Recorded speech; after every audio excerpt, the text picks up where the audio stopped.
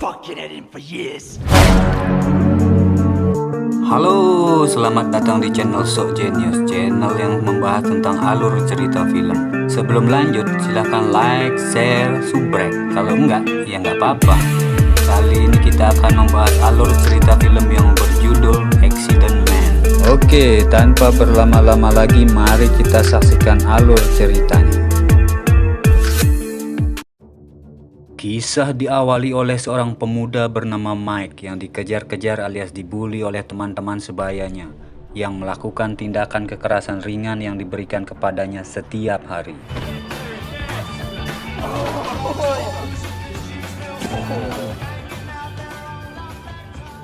Suatu saat dirinya dikejar, ia pun lari ke halaman rumah orang dan tak sengaja melihat seorang pria misterius masuk ke dalam rumah tersebut.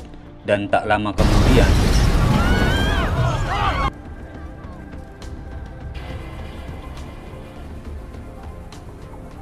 karena penasaran, Mike pun terus membuntuti pria itu selama beberapa hari, di mana Mike merekam semua aksinya, yang ternyata pria tersebut adalah seorang pembunuh bayaran. Namun yang menarik adalah metode pembunuhan yang dilakukannya nampak dibuat seperti kecelakaan biasa, sehingga polisi dan pihak terkait tidak akan bisa melacak siapa dalang di balik insiden tersebut. I stalked him for weeks, in which time he killed 3 more people. Mike pun nekat menemui pria itu di rumahnya dengan tujuan untuk memintanya mengajari cara membunuh untuk membalas dendam kepada anak-anak yang sering mengganggunya. Dan pria itu bernama Ray. I think you're amazing. A genuine craftsman. Setelah melalui perdebatan, Ray pun mengatakan bahwa untuk meruntuhkan sebuah kelompok atau geng, dia harus melenyapkan pemimpinnya terlebih dahulu. Sesuai instruksi dari Ray, Mike pun bersembunyi di dalam kamar milik si ketua anak pembuli, lalu mendorongnya jatuh dari atas gedung sehingga insiden ini seolah-olah seperti kecelakaan. Fallon. You kill people for a living. If anyone can help me, it's gotta be you. You got some balls on you, don't you? Have a look at this. Do you know the meaning of defenestration? The act of throwing someone out of a window. If I want it there. Remember what I told you? Try to remember not to bottle it.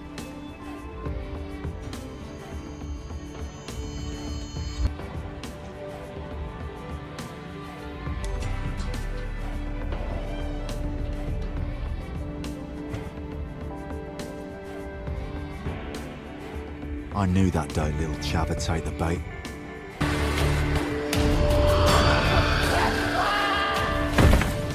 I didn't really feel anything.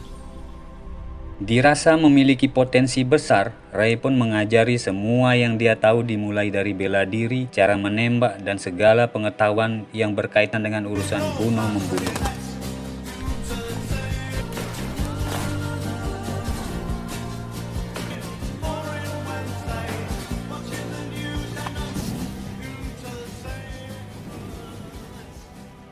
Lima 15 tahun kemudian, kita akan melihat Mike sudah menjadi pembunuh ahli yang sangat profesional, di mana dia menggunakan metode yang lebih bersih dan elegan sehingga target seolah tewas karena gantung diri.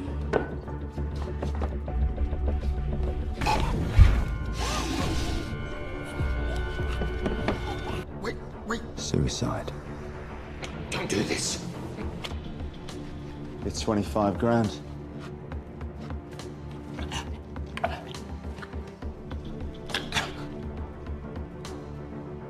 I don't see him as a person.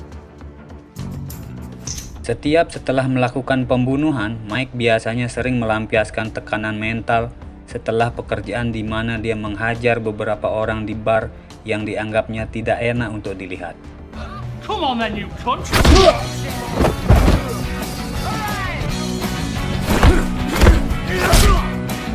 And I don't just fight people anymore.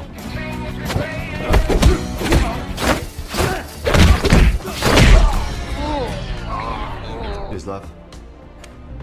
Help me through my PMT.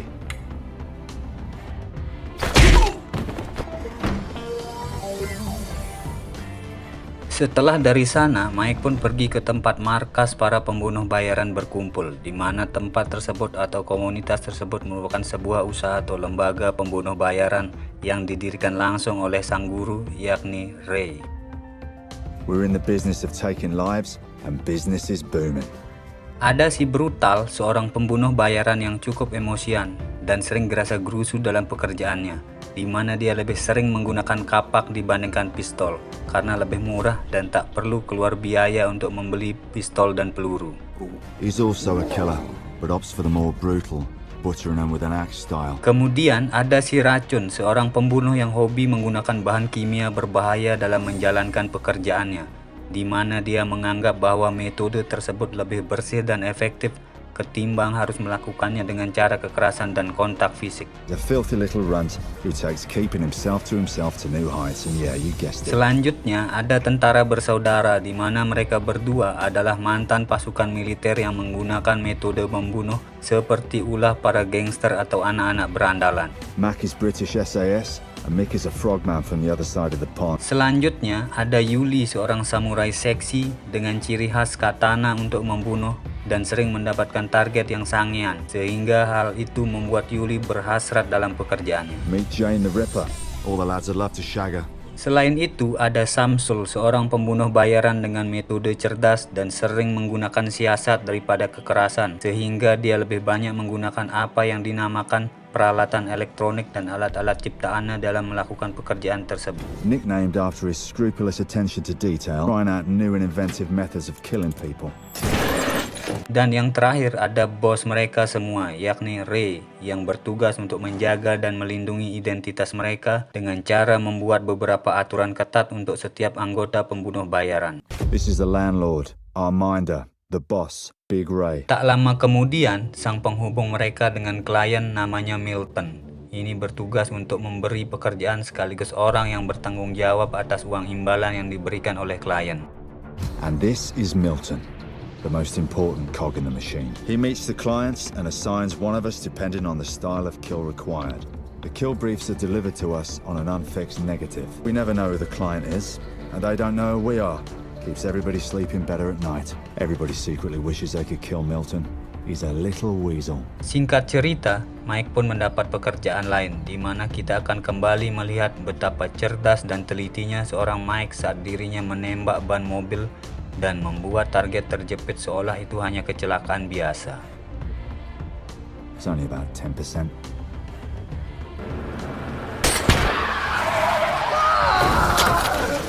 My double price incentive after all. When the police investigate, they'll presume the burst tire was responsible. Lanjut pada malam hari, Mike pun diharuskan membunuh kelompok band metal. Entah apa alasannya, Mike sama sekali tidak pernah tahu siapa atau kenapa target harus mati. Yang jelas, Mike dan kawan-kawan hanya melakukan pekerjaan ini secara profesional tanpa ada dendam pribadi. I don't know why the mechanics had to die. Hingga suatu hari, Mike pun didatangi oleh seorang pengendara motor yang tiba-tiba menembakinya, di mana pengendara motor tersebut telah salah besar karena orang yang diserangnya adalah spesialis membunuh.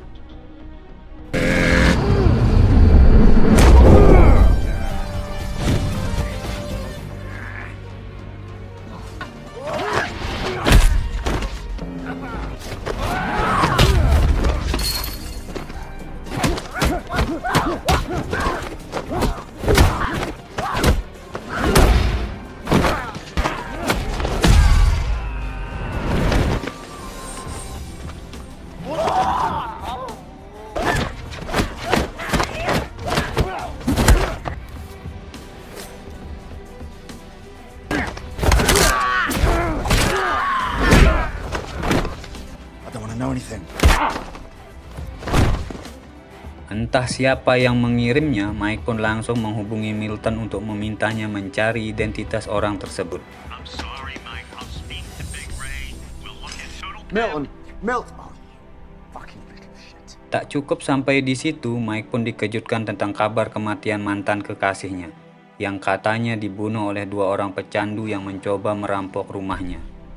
Dan saat menghadiri acara pemakaman, Mike pun bertemu dengan sahabatnya, yakni Ichi, dan dia mengatakan bahwa mantan kekasih Mike sedang hamil anaknya si Mike, dan itu membuat Mike shock. She was pregnant. Dengan informasi yang diberikan Ichi, Mike pun pergi ke TKP untuk menganalisa kronologi kejadian tersebut, dan dari hipotesis yang dilakukannya, Mike pun akhirnya mendapat jawaban bahwa pelaku dari tindakan ini bukanlah orang biasa, melainkan seseorang yang sangat ahli yang tidak lain adalah si tentara bersaudara. This must have been a pro outfit. This hit's got Mick and Mac written all over it. Fucking bastards.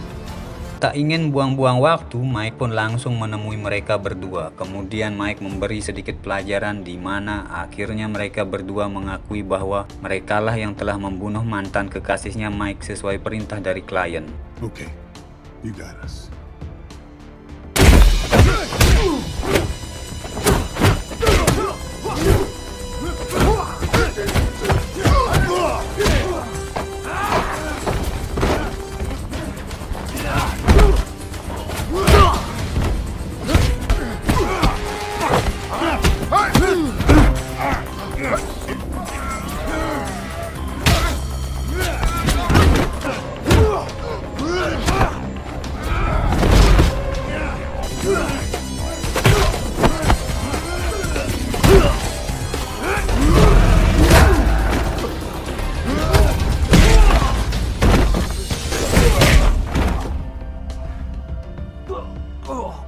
Fucking at him for years. Stay the fuck away from me. Merasa tak terima, Mike pun menemui Ray untuk mengadukan hal ini. Tapi apalah daya, Ray pun tak bisa berbuat apa-apa karena sekali lagi mereka hanya menjalankan tugas sesuai permintaan klien dan tidak ada dendam pribadi dalam hal ini. Job to do, and you fucking did it. Are we cool? Yeah, we're cool. Puas dengan hal itu, Mike pun pergi menemui Ichi untuk mencari informasi tentang siapa saja orang yang mungkin tidak suka atau pernah disakiti oleh sang mantan. Tapi tiba-tiba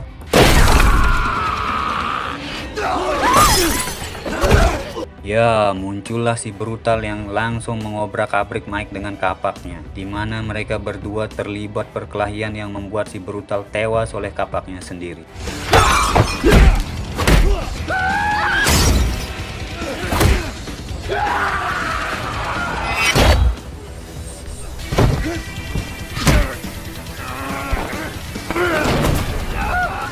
Ini namanya tuan makan senjata. Ya salam. Mike pun bertanya siapa yang mengirimnya dan kenapa dia melakukan itu kepada sahabatnya sendiri. Namun si brutal memang tidak tahu siapa klien tersebut dan hanya menjalankan tugas sesuai perintah dari si Milton yang diutus oleh kliennya. Cliff, you fucking crazy bastard. Untuk itu, Mike pun datang ke tempat Milton dan langsung menghajar penjaganya. Setelah diinterogasi habis-habisan, Milton tetap tidak mau buka mulut tentang siapa klien tersebut karena dia lebih takut terhadap aturan yang dibuat Ray ketimbang ancaman yang diberikan oleh Mike. Who's the client? I can't really say.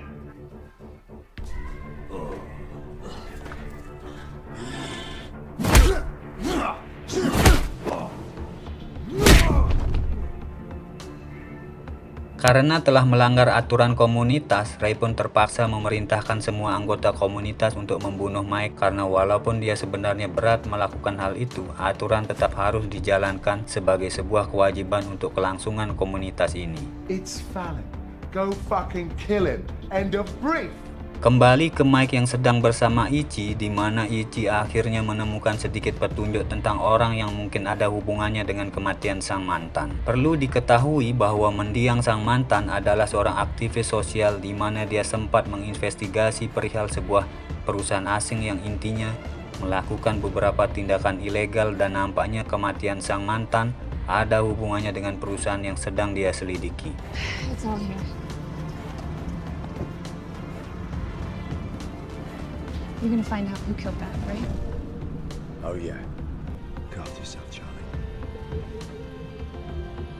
Dengan beberapa catatan dan akun email yang diberikan oleh Ichi, Mike pun langsung menemui salah satu akuntan perusahaan tersebut untuk memaksanya buka mulut tentang keterkaitannya dengan kematian sang mantan. Who organized the hits? Well, he didn't give me his name. Namun karena si akuntan tidak tahu menahu tentang masalah tersebut, dia pun memberikan sebuah rekaman berisi percakapan Milo dengan si bos yang mungkin bisa menjadi petunjuk bagi Mike untuk mencari semua kebenarannya. Tapi tiba-tiba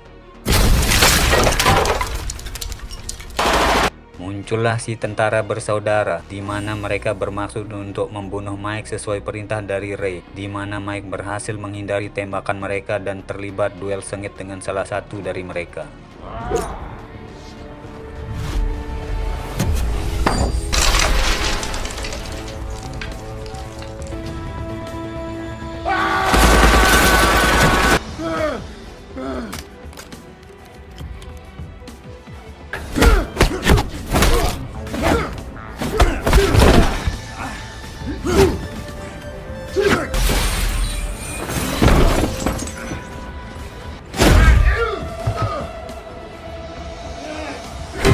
Dengan jiwa brutalnya yang masih melekat di tubuhnya, Mike pun berhasil membunuh mereka berdua. Namun saat keluar dari situ, sudah ada si racun yang mencoba untuk membius Mike, tapi si racun harus bernasib sama seperti yang dialami oleh tentara bersaudara.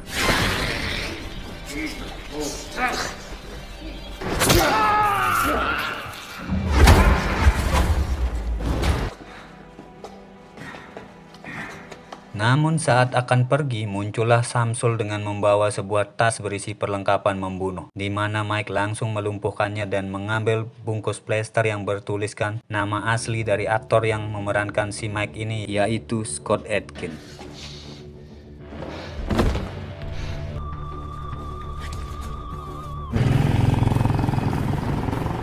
Sesuai dengan alamat yang diberikan si akuntan, Mike pun mendatangi rumah si bos pemilik perusahaan, di mana di situ sudah ada Yuli, dan akhirnya mereka berdua terlibat final battle yang tidak terlalu brutal dan seru.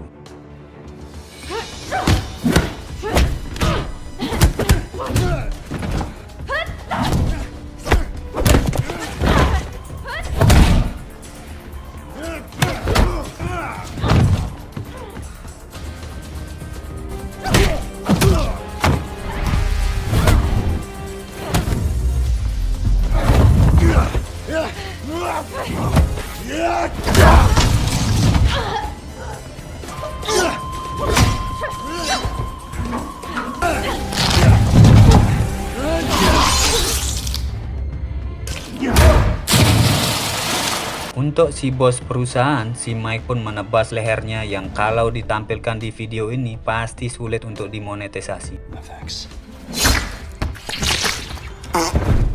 Setelah dari tempat itu, Mike pun pergi ke markas untuk menemui Ray dan menyerahkan rekamannya, di mana Ray menghajar si Milton karena telah melanggar aturan komunitas ini.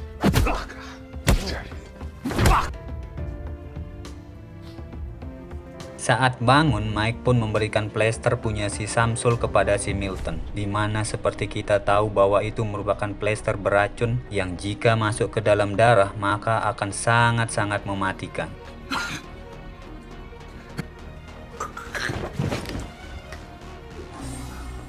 Meskipun anggota komunitas ini sudah habis, Ray tetap tidak bisa membunuh Mike, karena dalam hati kecilnya, Ray masih sangat peduli kepada si Mike ini. Dan persetan dengan aturan, Ray pun membiarkan Mike pergi dan menyuruhnya untuk jangan menampakkan diri lagi di hadapan wajahnya.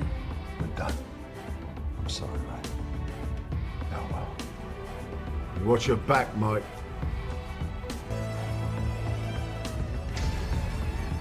Setelah semua yang terjadi, kini Mike bisa hidup bebas seperti orang normal dan meniti karir dengan membuka bisnis sendiri dengan menu membunuh spesialis seperti kecelakaan. Dan bersamaan dengan itu, film pun tamat.